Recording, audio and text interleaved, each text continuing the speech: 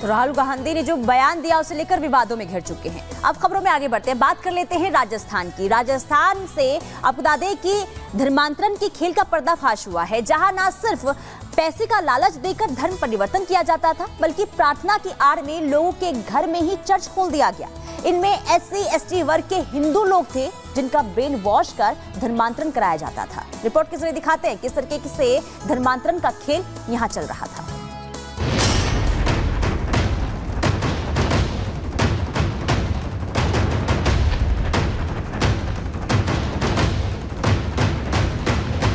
राजस्थान के भरतपुर में अवैध धर्मांतरण के खिलाफ हिंदू संगठनों ने जमकर हंगामा किया।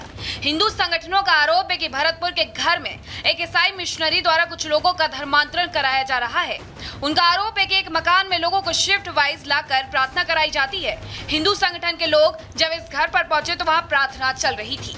इस मिशनरीज को आगे बढ़ाने के लिए इन्होंने जो छोटे छोटे दलित समुदाय के लोग हैं उनको विशेष रूप से आकर्षित किया और उनमें चाहे गरीबी के माध्यम से, चाहे बीमारी के माध्यम से या अन्य उपदेशों के माध्यम से उन लोगों को बरगला कर इस मिशनरीज में जोड़ा और ईसाईकरण के नाम पर एक भरतपुर में बहुत बड़ा इस धर्मांतरण की पाठशाला को जन्म दिया। महिलाएं और अब ये नया जो कर रहे हैं 16, 17, 18 साल की बच्चियों को ज्यादा टारगेट कर रहे हैं। इनका जो ये मोडस ऑपरेंडी ये है कि 16 साल 17 साल की अगर एक लड़की को हम कन्वर्ट करते हैं तो उससे पूरा एक जो आगे वाला सिस्टम है पॉपुलेशन बिल्कुल कन्वर्ट हो जाएगी। 16 साल की लड़की होगी तो ईसाई जो जिससे शादी करेगी वो भी एक ईसाई मिशनरी होगा, जो बच्चे पैदा करेगी वो भी कन्वर्टेड होंगे।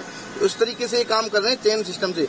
ये एक विदेशी साजिश है, अंतर्राष्ट्रीय साजिश के तहत हिंदू समाज को तोड़ने का प्रयास किया जा रहा है कि हिंदू समाज को तोड़ा जाए।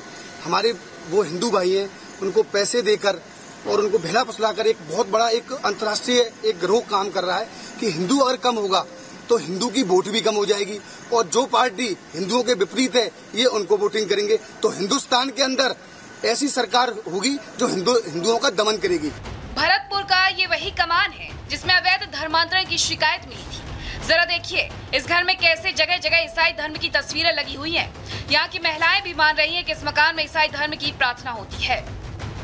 भरतपुर के उसी मकान में मैं मौजूद हूं जहां हिंदू संगठनों ने विरोध किया और विरोध सिर्फ इस बात का था कि यहां क्रिश्चियनिटी ईसाई धर्म में धर्म परिवर्तन कराया जा रहा है। सच्चाई क्या है इसके लिए हम ग्राउंड रिपोर्ट करने के लिए भरतपुर पहुंचे हैं। उस मकान में है जहां प्रार्थना चल रही थी। तस्वीरें मैं दिखाऊंगा यहाँ पे। यहाँ आप देख सकते हैं Ravindra Kumar church foundation, railway फाटक नंबर 39 के पास भरतपुर, ये बोर्ड है और यहाँ पे पंजीकरण संख्या जो है वो लिखी हुई है।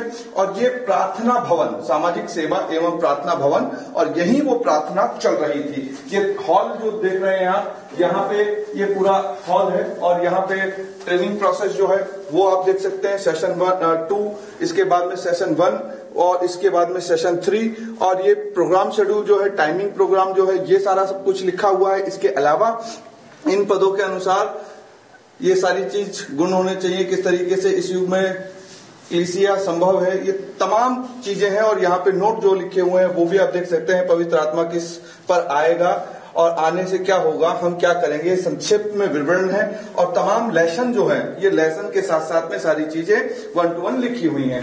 रिपब्लिक भारत की टीम जब भरतपुर के इस मकान में पहुंची तो वहाँ की दीवारों पर ईसाई धर्म की तस्वीरें लगी मिली। इस दौरान हमारी टीम ने वहाँ की महिलाओं से बात की।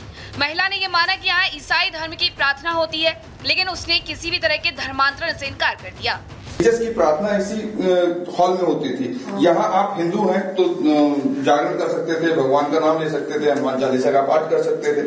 अच्छा, तो फिर जीसस को मानने में क्या दिक्कत हो रही है? उन्हें भी तो मान सकते हैं ना। जब इतने सारे इनको मान सकते हैं हम, तो उसमें एक और क्यों नहीं मान सकते? जीसस को भी तो मान सकते हैं ना। वहीं एक और महिला ने हिंदू संगठन के लोगों पर मारपीट और गुंडागर्दी का आरोप मर दिया। महिला का आरोप है कि यहाँ प्रार्थना चल रही थी, इसी दौरान हिंदू संगठन के लोग आए और हंगामा शुरू कर दिया। महिलाओं से मारपीट भी की गई। आपने कहा स्वभाव से प्रभावित हुई, आपने कहा कि मैं गीता भी पढ़ती हूँ, तो गीता में क्या प्रभावित नहीं, गीता में प्रभावित होने वाली कोई भी